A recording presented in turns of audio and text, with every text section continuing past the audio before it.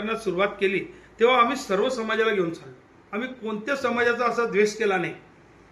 मागच्या वेळेस मागच्या वेळेस जे उमेश नेमाळेला नगराध्यक्ष बनवलं होतं तुम्हाला माहिती असेल. उमेशला नगराध्यक्ष बनवलं. आता दादा यांचे मोठे भाऊ नगराध्यक्ष बनले. आम्ही पद आमच्या घरात घ्यायचं हे कधीच आमचं तत्व नाही.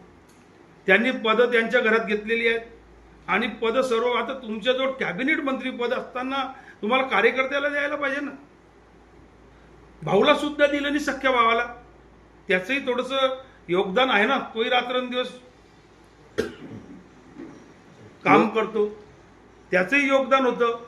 त्याला दिलं नाही, कार्यकर्त्यांना दिलं नाही. सर्व तुम्ही कसं तुमच्याकडे घेऊन घ्या एवढे मोठे मंत्रीपद तुमच्याजवळ असताना.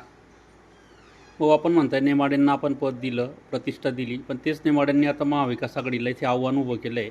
आणि महाविकास आघाडीतला जो घटक पक्ष आहे काँग्रेसची आपण नाराजी थांबवू शकले नाही. काँग्रेसने पण इथे शड्डू ठोकलेत आपल्या विरोधात.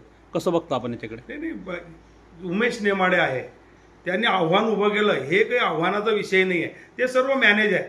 उमेश नेमाडे म्हणजे भाजप, तिकडून बी टीम आहे ती भाजपची. तिकडून सर्व शिस्त आहे, तिकडून रोकडा पोहोचतोय, तिथून बॅनर भेटतात, तिथून हे भेटतात. सगळं जेही पक्ष दुसरे उभे राहिले आहेत हे फक्त आणि फक्त आदरणीय संतोषभाऊ चौधरी यांचे मतं कसे खराब होतील तुतारीचे त्या हिशोबाने हे प्लॅनिंग करतायत.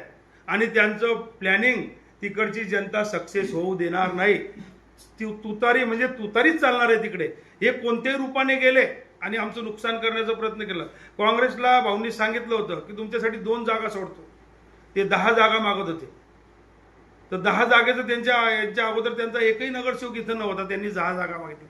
2 जागा आम्ही सोडल्या होत्या. 2 जागा त्या एक मला वाटतं 13 नंबरची होती आणि 1 नंबरमध्ये. यांच्या सांगायच्या याच्यामध्ये आमचे तिथले कॅन्डिडेटही राहून गेले की बा यांना द्यायच्या जागा म्हणून. साठी सांगतो